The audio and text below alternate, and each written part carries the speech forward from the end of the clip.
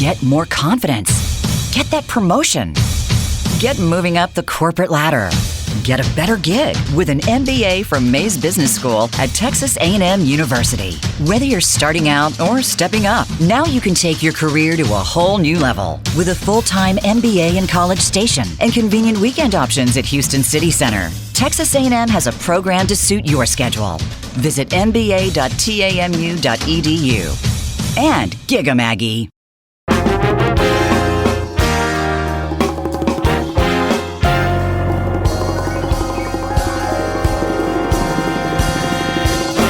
Howdy, welcome to Mays MasterCast. I'm Shannon Deere, the Assistant Dean for Graduate Programs, here with your stupendous host, Ben Wiggins. Good morning, Shannon. Hi. How are you? I'm good. I miss y'all in person. I miss you guys too. Yeah.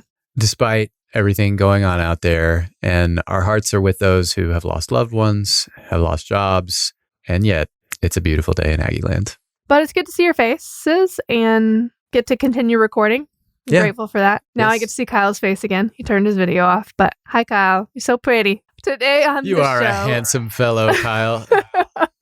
Today on the show, we have Scott Benedict. He is the director of the Center for Retailing Studies and an executive professor in the Department of Marketing. He has a very interesting background. For more than 35 years, he worked in retail and specifically in e-commerce, so very timely conversation with him. He's held management roles in companies like Groupon, Walmart, Sam's Club, and Best Buy, among several others. So we get to talk a little bit about the threat of Amazon and e-commerce, even in the context of COVID-19. So we hope you enjoy Scott's episode.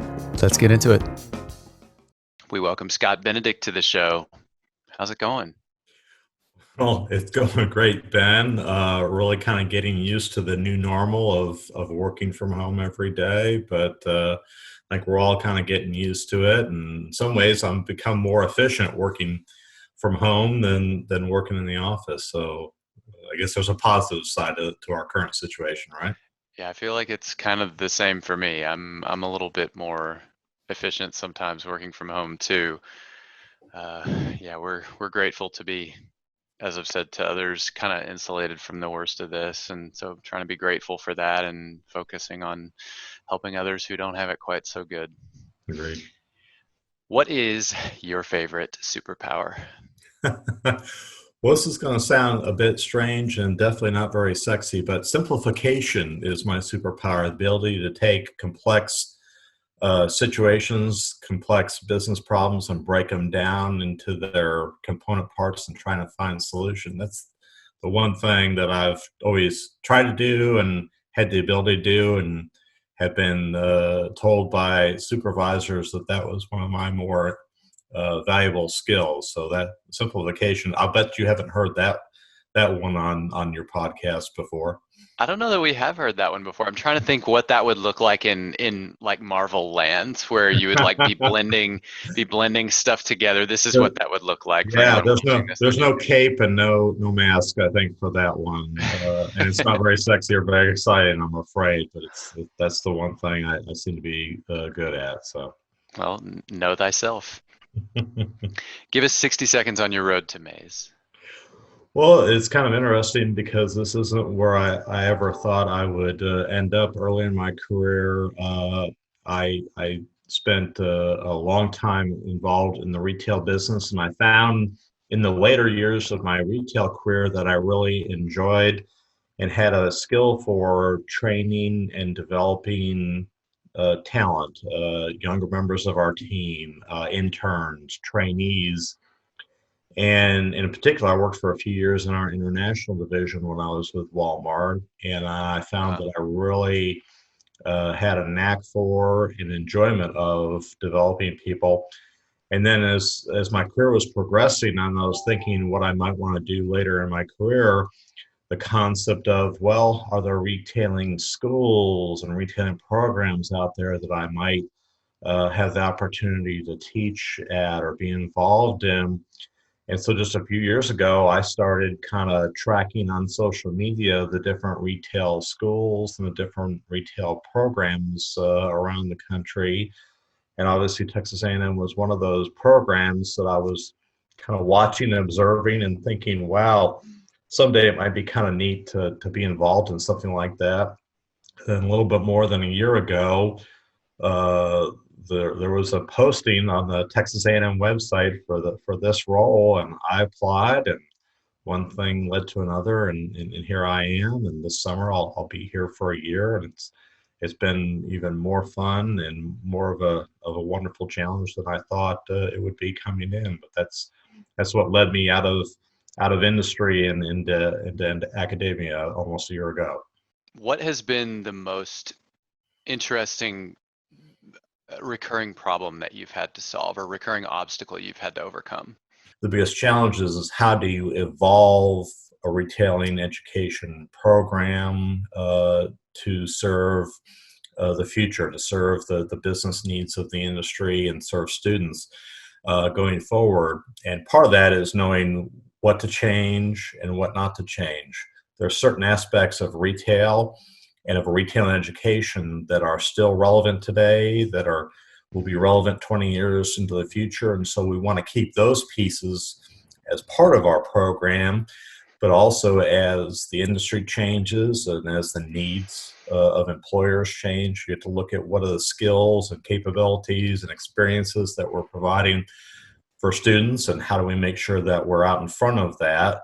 And I can remember as far back as my interview, one of the questions I posed kind of rhetorically is what will the leader of a retail organization in 2025 or 2030 look like? Because we have to start thinking about that now and preparing, those skills and those experiences for those leaders, not just the skills that they've needed in the past. That's been the challenges, is how do you marry those two things together and weave them together in an effective way. One other thing that brings to mind is continuing education. Like, as a mature business person who's figuring out omni-channel, and for those of our listeners who aren't familiar with the term, my understanding of it, more than I do, is just the idea of blending the idea of online sales with sales that are occurring in a physical space. Right. And figuring out all the ways to market to both of those distribution channels. Is there anything I'm leaving out? No, I think that's a pretty good overview of it. I think the answer to your question is that, and I equated this for my family in the early days of my retail career, and they looked at me kind of strange, but I still feel like it's a good answer, is that I think retailing is a little bit like the medical field, being a doctor. If you're a doctor, you can't graduate from medical school and say, well, now I know everything, I've learned everything, and I can just go out and have my career and take care of patients. There's always new information, new data, new findings that you have to apply to help keep people well. And the current situation proves that in very dramatic fashion. Retailing is kind of like that, though, is that you can't walk out of school, whether it's our program or any school, and say, well, I know everything about retailing, that it will never change, and I don't have to keep learning. I mean, the fact is that retailing is so dynamic. It requires you to keep learning, to keep studying ways in which to serve a customer, ways in which to operate a business more efficiently, different types of retail formats and that sort of thing. And so it's an ever-changing industry, and it requires you to always be learning and gaining new skills. Let's back up a little bit. Where did you grow up? So I grew up in the suburbs of Chicago, and spent most of my childhood there before moving to Arkansas to go to college. I don't hear a Midwest accent. Well, because I've lived in so many different places as an adult now, you can't really detect anything. When I'm in Chicago, no one thinks I have a Southern accent, and when I'm here, no one thinks I have a Chicago accent. So I'm afraid that I've become somewhat of a melting pot of speech patterns, having lived in all these different places throughout my life. Right. How many in your family? So I'm the fifth of five children. My parents affectionately refer to me as the bonus child, which I think means I showed up unexpectedly. I'm not sure, but we go with that. And so, yes, I'm part of a larger family. Yes, we had Chuck Condola on several months ago, and our another guest, a good friend of ours, Mike Alexander, likes to say that Chuck has 12th child syndrome. Whatever that may be. I will say this, my older siblings maintain that I was very spoiled as a child, and which I say, well, if that's true, who's responsible for that? Because it certainly wasn't my parents. So I Right. kind of turned that around on them a little bit. As you should, as you should. Us oldest and older siblings need to be kept in check from time to time. What was your first job? If I use the term service station or gas station, I hope people would know what that means. But today when we go to get gas for our car, it's everywhere is self-service. But when I was in high school, you had a choice between self-service and full service, and I was one of those people who would run out and fill your gas tank with gas and check your oil and check your air pressure and your windshield wipers and your air filter and everything else. And so Hmm. that was the first jobs that I had throughout my high school career. How much of that was how much of that was sales? Actually, a surprising amount, because I mentioned the checking the oil and checking under the hood. Right. We actually, I had the opportunity to earn additional income if we found that you had a dirty air filter and we could convince you it needed to be replaced right now, or if we found that your windshield wipers were worn and you needed new ones. That was really one of the things that you can probably imagine endeared me to the owner of the gas station I worked at, was my ability to go in and find things that a customer needed and provide a solution for them right there on the spot, Hmm. and then earn a little extra income as a commission for having done that. So it was good for the customer and it was good for me. What did you sell out of? Like what? So when I'm at the mechanic, like one of the things that I really like about Christian Brothers, one of our, it's not a strictly local service, but we have a branch near us, Mhm. and one of the things that I like is they always tell me, here's what you don't need, and Yeah, then here's what you don't need today, yeah, but you might need later, and here's what you do need, kind of right now. yeah. It feels like an honest assessment. What did you Yeah. sell out of? Oh, I think that's the approach that you want to take, is that here's what you need and here's what you don't need, and to show the customer, to demonstrate to them, here's your air filter, Hmm. here's what it looks like. You're going to get horrible fuel efficiency if you leave this thing in there, so I can have it replaced for you in a matter of minutes while Right. your gas tank is filling. Yeah. And so that kind of an approach of serving the customer's needs and demonstrating to them the need, and then operating a certain level of trust. I'm not going to try and sell you things you don't actually need. That was not only a great approach back then, but it's still kind of wired into my thinking to this day. What are you seeing in retail and marketing as it pertains to the effects of COVID-19, the coronavirus? Obviously, more people are buying stuff online, but Yeah. what is surprising about purchasing habits right now? Yeah, well, this may shock you, but it's not that surprising. It's the degree to which certain things have happened has been the surprising part. So you mentioned this, the amount of shopping that's taking place online, whether it's the traditional e-commerce transaction of ordering online and having it delivered to your home, Right. or the order online and pick up in a store. Yeah. So buy online, pick up in store. The industry acronym is BOPUS, which is a silly acronym, but that's what we'll go with. What The is degree, buy online, pick up buy store? online, pick up in store. Yeah. That's it. Okay. But I think the sheer volume of transactions probably aren't that surprising. But I've been listening in and reading a lot of articles and podcasts and things of that nature to find out kind of what's going on. And the sheer volume of online accounts that have been created at retailers, the amount of app downloads, Yeah. and the amount of utilization of picking up orders in a physical location. That doesn't just apply to traditional retail, but to restaurants and food service Sure. operators as well. the degree to which that shift has occurred and how quickly it occurred has probably been one of the more surprising pieces.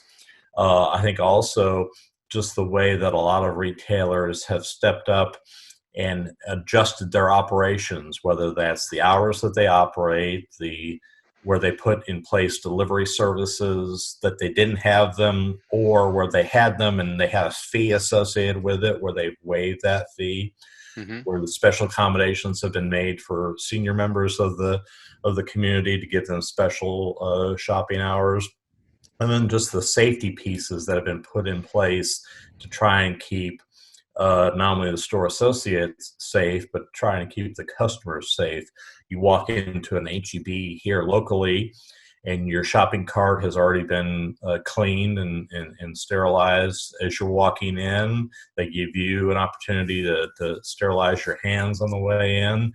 We've seen the pictures of the markers on the floor, particularly at checkouts, to help you stay 6 feet away from the person in front of you. I see some wonderful H-E-B store associates wiping down handles on freezer cooler boxes to make sure that they keep those clean. And then those plexiglass little walls between you and the cashier to kind of to keep you from breathing on each other or coming in contact. All those things that have been put in place and how quickly they happened, I think, was one of the most pleasantly surprising aspects of this situation. Will they clean my hazmat suit on the way out? That may be a bridge too far, Ben. I don't know, but I think it's been wonderful to see so many retailers, including some here locally, to really step up and do what they needed to do to serve a customer and take care of their associates as well. Shannon Deere is doing her best dance moves over in the corner, like watching you, hearing you praise H-E-B. What is, in terms of retail, what is the prevailing narrative on recovery? What is it missing? And if we had the chance to be prepared for something like this in the future, what would change? Obviously, who knows what the next item du jour is going to be, what the next toilet paper, hand sanitizer, hand sanitizer I kind of get, toilet paper I just don't. No, nobody does, because you're not using more of it right now. Paper towels and toilet paper, and there's plenty in the supply chain, but we can't keep it on store shelves. And what about the recovery? There'll be some retailers, by the way, that may not survive this. That they were either teetering on the edge of survival or not, anyways, and this may be the thing that finally does them in. I hope that this recovery measures that Congress has put in place will help, particularly a lot of small retailers, to recover and to prosper again, because small business in so many industries, including retail, is a huge part of the industry, that it's important that a lot of those firms survive. But I think that there is a little bit of social Darwinism in retail, and in most cases, the strong do survive. Those that have a reason to survive, have earned the right to survive, will do so. But there are some who maybe were teetering, and this may be the thing that finally does them in, unfortunately. Something else that pinged a little bit. You said the strong, the social Darwinism in retail. The idea that the strong survive, those that add value survive. A local business person said recently that a company is just like a person, with one important difference. A person has a right to life. A person has a soul, if you will, and a company doesn't. A company has to earn the right to live. Yes. And I would agree. I think that's the right way to look at it. I think it is, and that doesn't mean that only big retailers survive and small retailers don't. No. What it means is those that add value to a customer's life, that provide a product or a service and do it in a way that's better than the next person, those are the companies that survive. It's probably important to remember that you can think of any large retailer today and know that they were once a small startup, And whether that's Walmart, Amazon, HEB, you pick the company, they were small companies, and they went through a period where their existence was very much not guaranteed. Mm-hmm. And because Mm-hmm. they found a better way to do things and constantly learned and refined and listened to their customer, that's how they got to be the companies that we know today. But any of those businesses could have not survived, could have hit a crisis like this,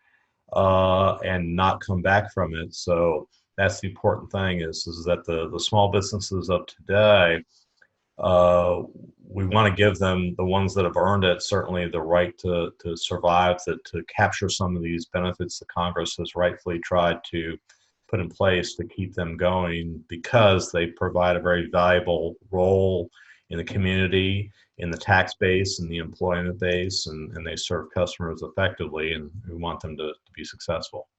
Yes. Can I tell you something that I'd never say to Shannon? Sure. I'm a Kroger shopper. Yeah. Shannon gets really mad every time I talk about Kroger. Well, fortunately, she's stayed muted, so she's going to keep her perspective to herself right now. But, for now, or until she fires me later today. For now, I'll let you all deal with that later. Nice. Okay, so you mentioned Walmart and Amazon just now. Let's talk about when you were at Walmart trying to compete with Amazon and other e-commerce players. They're the new 800-pound gorilla in the room. Yes. What was that battle for market share like? Where were you trying to take space from them? Yeah. Well, bear in mind that for context, my competing against Amazon started when very few people knew who Amazon was. I started at Walmart in 1997 with. I had my timeline a little bit off. Yeah, that's fine, because but it's been an interesting evolution. So your question is still really interesting, still valid.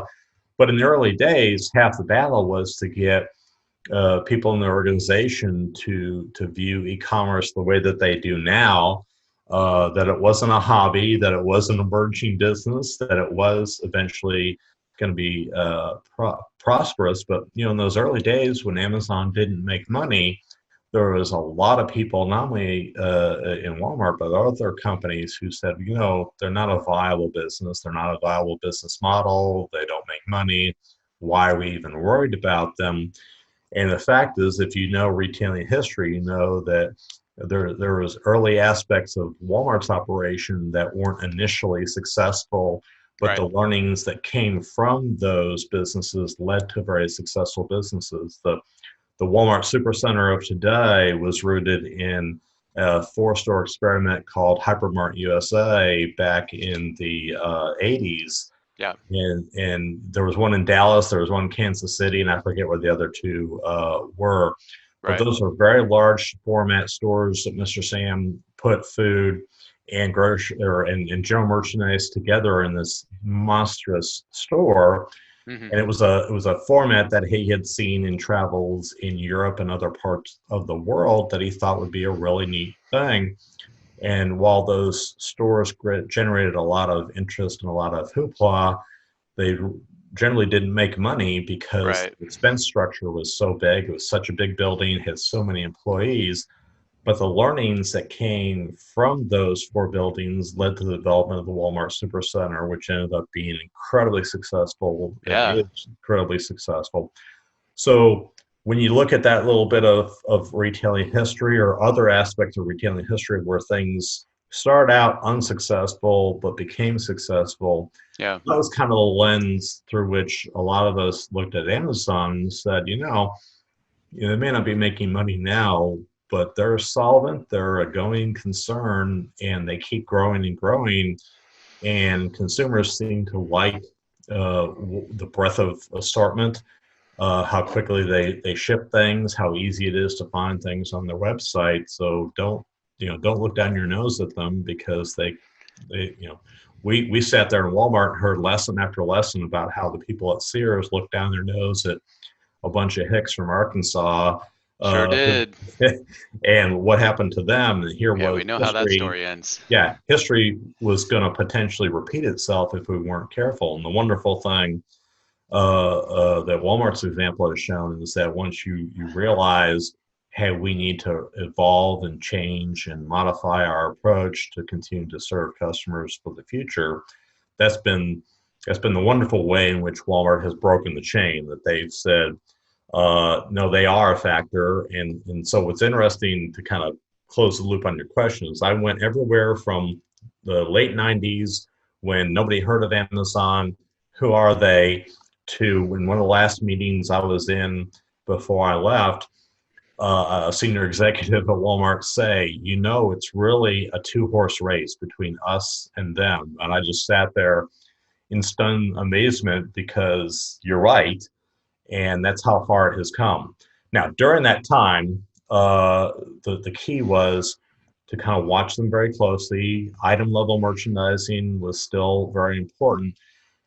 But I think the way I would answer your question is that one of the prevailing thoughts in a lot of e-commerce companies, and I'm not saying Amazon specifically, is that if you strictly put a bunch of items up on your website and let your personalization technology take over, it'll show items to the customer that's interesting to them, and that's what will drive sales. And anybody can do that as long as you've got the technology.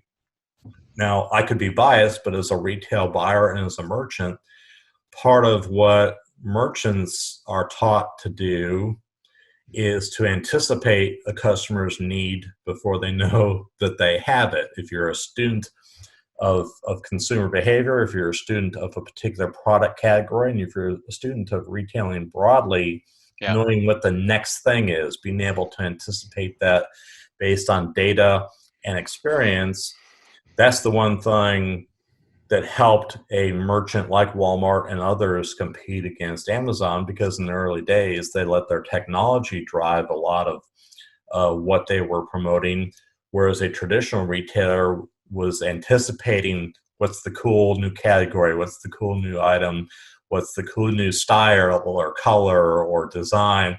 And I think that still has a lot of value. It can be brought to life on a website, but that's, I think, the key to how you compete with someone who is strictly just putting a roster of items out there online and then hoping that you'll find the one that you're looking for, instead of a merchant anticipating what your interests are, what your needs are, what the season of the year is, what's relevant to you, and offering great items to you that make sense in your life and to solve your needs.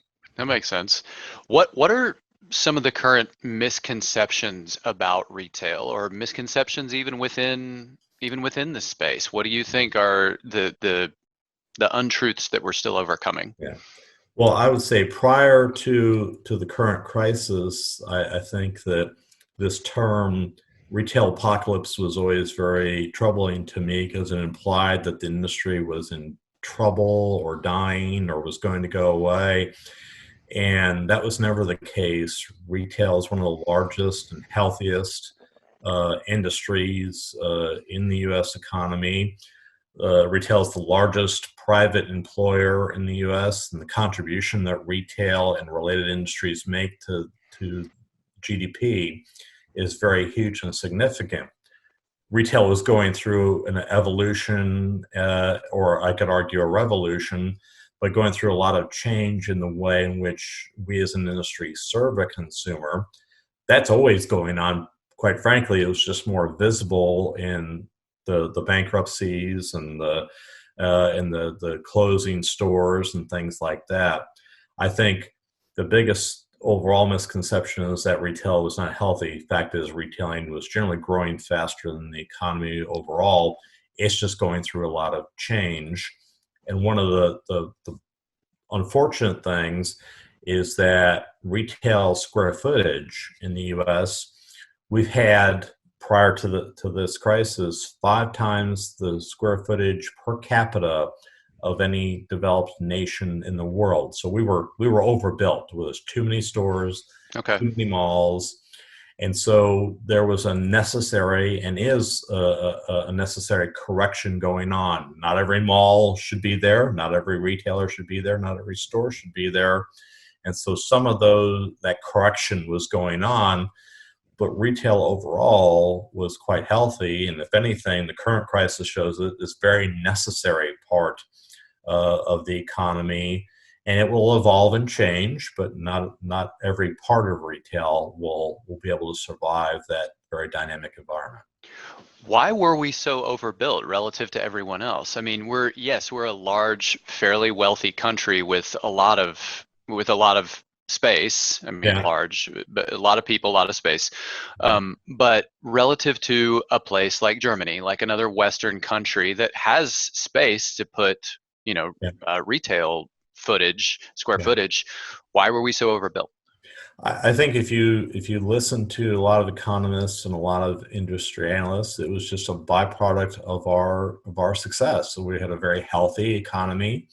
Our middle class was pretty affluent. We all had cars and ways to get around, and that prosperity led to a lot of building of stores and strip centers and malls that during the best of times maybe made sense, but they couldn't handle the cyclical nature of the economy, particularly after September 11th and through the recession in 2008 and 2009. And so that, and then you throw in the emergence of e-commerce, that kind of exposed the fact that we had a little too much and didn't need everything we had. And so that's why you see this kind of evolution. But I think that if anything, this current crisis will speed up that process, but overall, retail is a healthy and necessary part of the economy, but there will be an evolution of things. As the director, what is your vision for the Center for Retailing Studies? What's next? So first of all, it's been wonderful to inherit something very unique and special, and I think the team and I kind of stand on the shoulders of Dr. Len Berry and the other members of the team that have come before us. So I think we've inherited something very important, very useful, but just like the industry that we serve, we have to continue to evolve and change our program to meet the needs of the industry. So I think we're always looking at our course curriculum and saying, what are the skills and what are the capabilities that future retail leaders need to have, and how do we build upon those fundamental skills that we teach every day that won't change or won't go out of style. So the curriculum will be in a constant period of review and refinement and evolution to serve the industry. I think our ability to serve as a hub, as a communication and connecting point for the industry through our retail summit and through some of the guest speakers that we bring to campus and some of the recruiting fairs that we have, that serving as the connecting point for the industry becomes more important. And I think we have to continue to be more engaged with digitally native firms, with firms that maybe started out in the digital space and then migrated to physical space. And there's a lot of value to be gleaned from firms that are in the retail industry but aren't retailers, that they serve some aspect of the retail industry.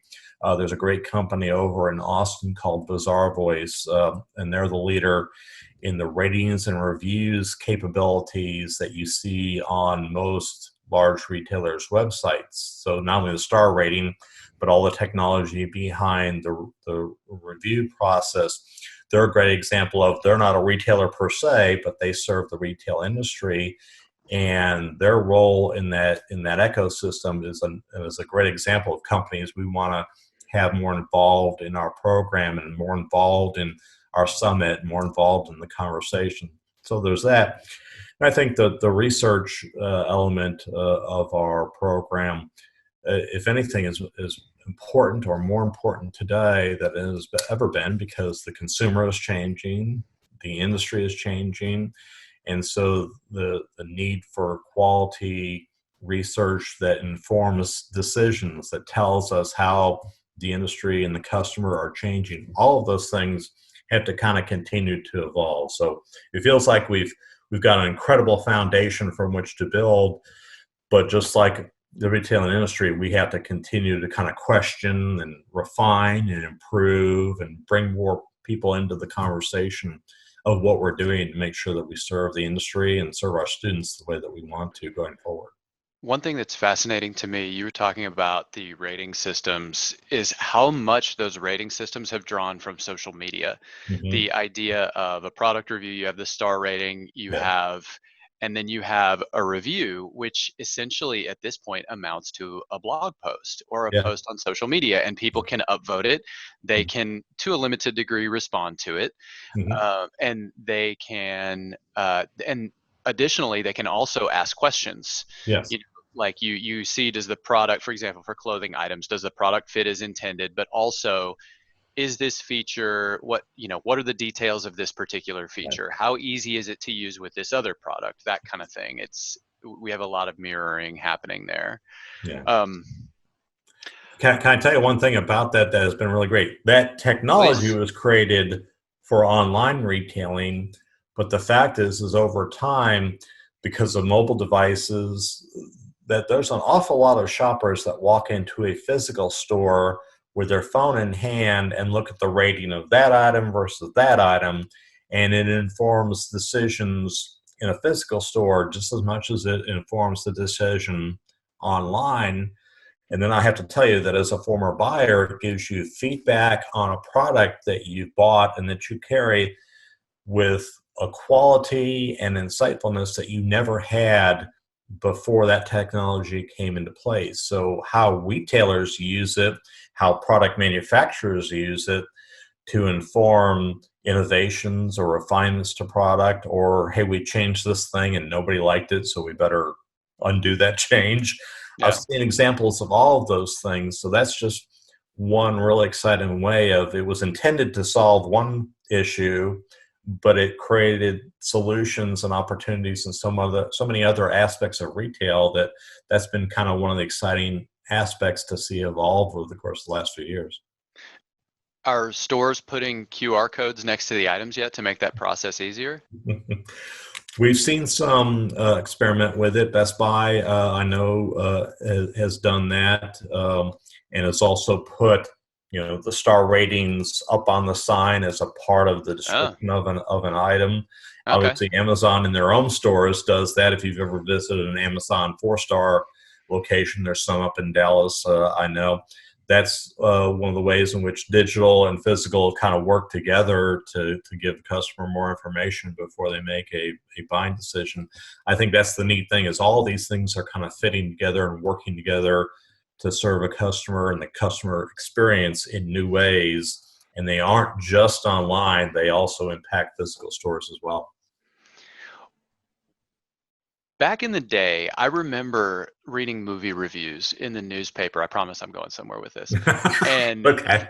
and 4 stars for our local movie critic, and I think maybe for Siskel and Ebert, there was somebody else that used a 4-star system. Hmm. And now everything is a 5-star system. Yeah. Was there something that drove a move from 4 to 5? Is 5 just more granular? It's 10 is divisible, is cleanly divisible by 5? Like what?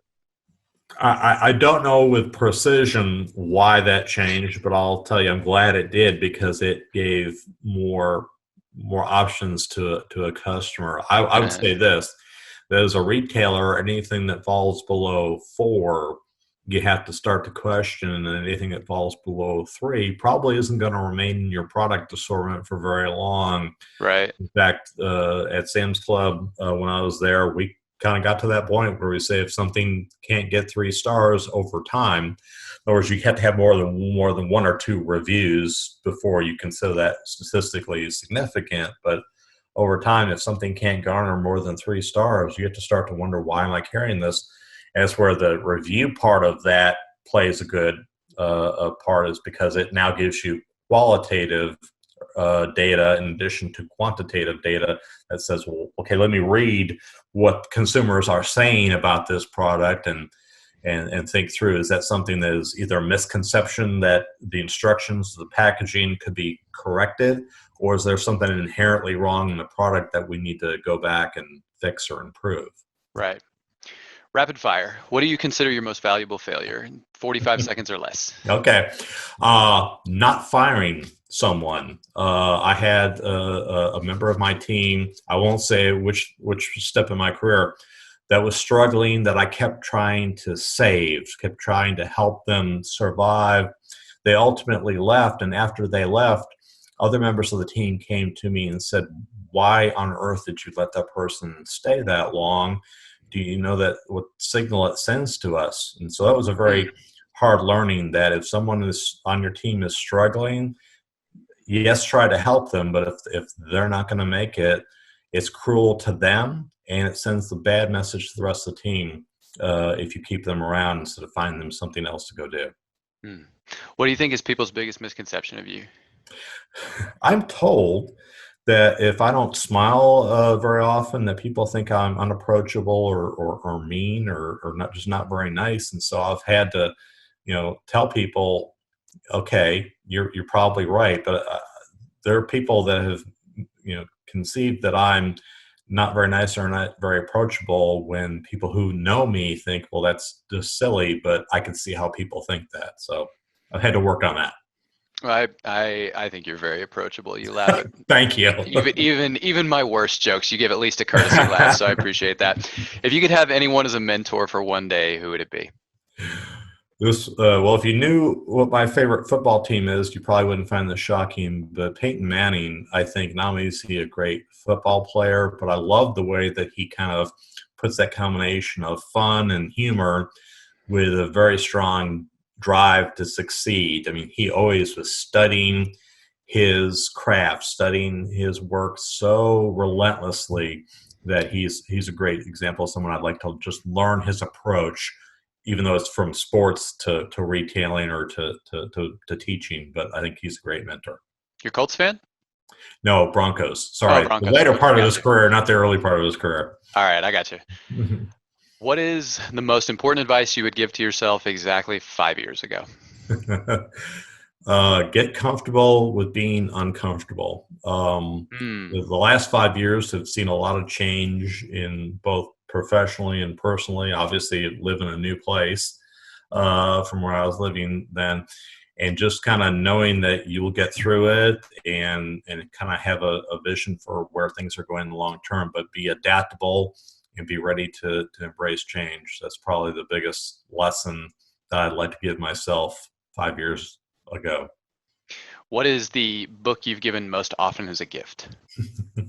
So I'm a big fan of Stephen Covey's 7 Habits of Highly Effective People. I've given that out to a few people.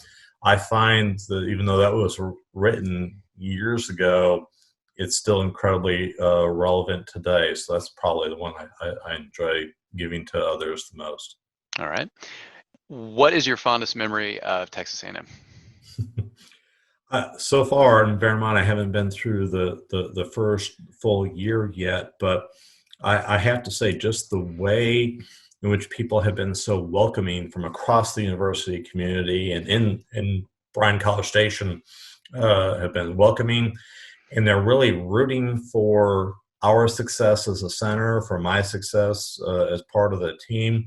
Yep. And so that kind of family atmosphere, I see that every day, every week, particularly seeing it right now in the fact that when you see people on the street or pass them while driving, there's a more concerted effort to say hello and acknowledge people in this crisis than maybe there had been even in the past, as friendly as things are in this community. But that's been the wonderful thing, is how supportive people are of each other. Has really struck me as one of the nice things about being here and being at this university. Yeah. Anyone you would like to send some good bull, opportunity to recognize someone for something good or great they've done? Yeah. So I've had the opportunity to be interviewed by a few journalists through this crisis, and I've tried to take every opportunity to just recognize the workers out in retail right now who are keeping shelves stocked and keeping shopping carts clean and keeping the registers going, and the truck drivers who are delivering merchandise to stores. I'm just so proud of how the retail industry overall has responded with an attitude of service to this crisis. That's who I want to send some good goodwill out to, is thank you for all that you are doing. And we're so fortunate that you're doing what you're doing and keeping food on the table and getting prescription medicines out to people who need them. You're just doing a wonderful job. So thank you to all those people at retail. Echo that. Scott, thanks so much for your time. We appreciate you joining us to help enlighten our audience a little bit about the retail space. You bet. I enjoyed it. Thank you.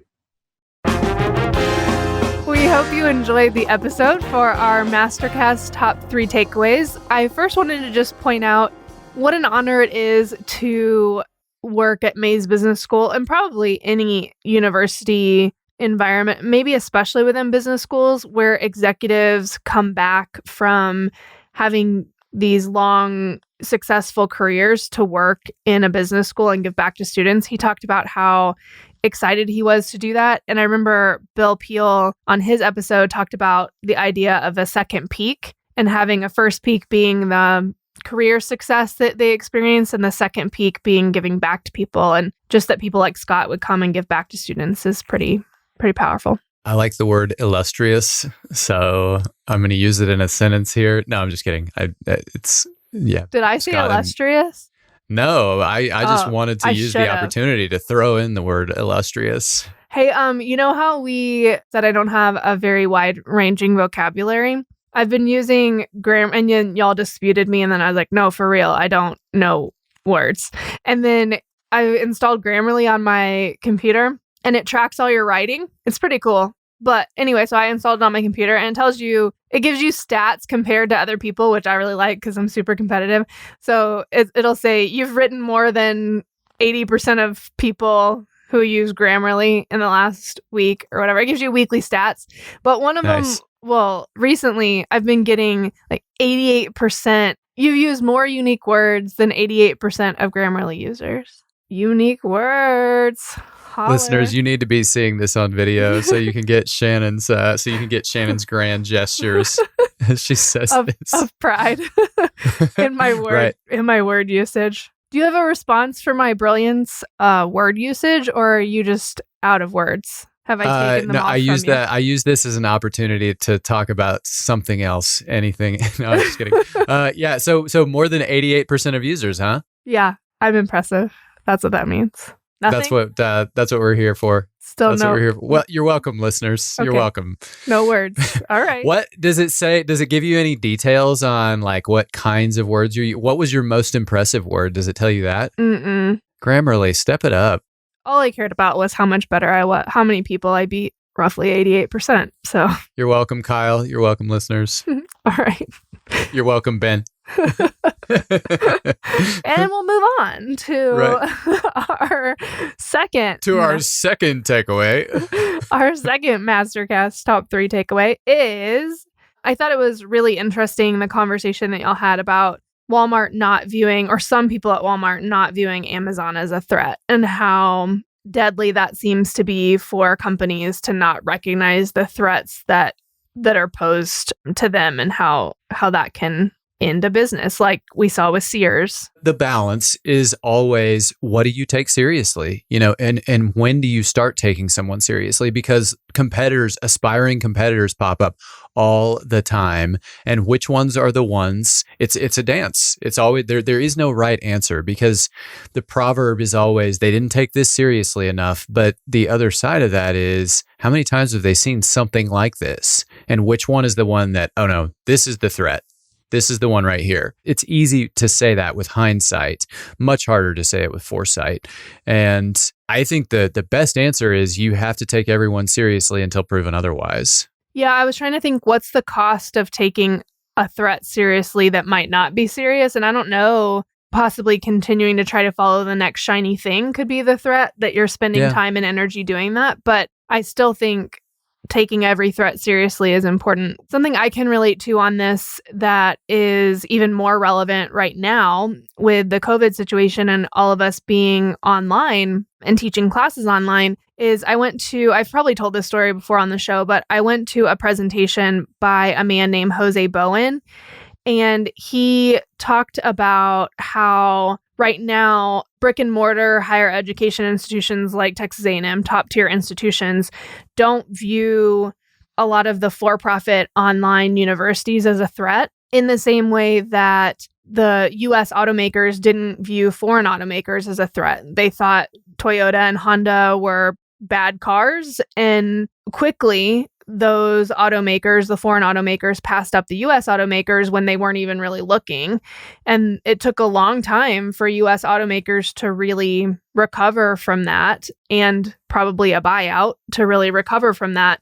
And how easy it is for brick and mortar institutions to say, well, those schools are not as good as we are, and so they're not a threat. When really they aren't as good as we are, but they are or could still be a threat if we don't continue to innovate and we don't provide something better than a talking head at the front of a room of 500 students. You can do that online very easily, more cost effectively, and possibly with a greater impact because of the interactive tools you can use online that you might not be able to incorporate into a classroom. And so how do we really differentiate ourselves and make it clear that we have a competitive advantage? Much like Walmart, there is a benefit to having a brick and mortar store and your customers being able to touch something.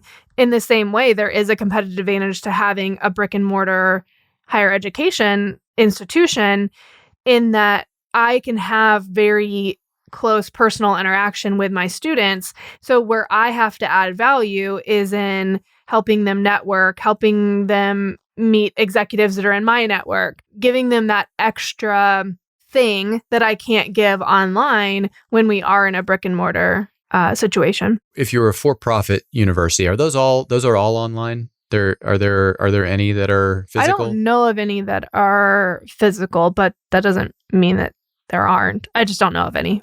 Right. I was just thinking of, because education is at such a premium right now, like figuring out a way to, to fragment that market. Like if you were a for-profit university. Actually, I know there are. Okay. There are some for-profit brick and mortar institutions. I don't know how well they're doing, but there are some. Not many that I know. I saw one on John Oliver. Okay. It's a fascinating space. It's a fascinating space. And the idea of education as a public good versus as a private good is, that's really interesting stuff. I don't know what to say about it at this moment, though. Like, it's open water, kind of. Yeah, I mean, I think the context for bringing it up is less about higher education and more about this idea of your competitors passing you up when you're not paying attention. Right. It'll be interesting to see how all of these institutions going online overnight impacts brick and mortar. It will be interesting to see. And how much we stay online versus going back to what we were doing before will be really interesting. For our final takeaway, we just wanted to also say thank you to the brave retailers that are out there continuing to work and to provide us the goods that we need that are truly essential, like food and prescriptions and things like that. So we appreciate those of you that are out there working for us right now. Yes, very much so. Thank you for that. Ben, you want to close us with a quote? I would love to close us with a quote. This is a gradual evolution. We do not change by snapping our fingers and deciding to be someone entirely new. We change bit by bit, day by day, habit by habit. We are continually undergoing microevolutions of the self. Each habit is like a suggestion. Hey, maybe this is who I am.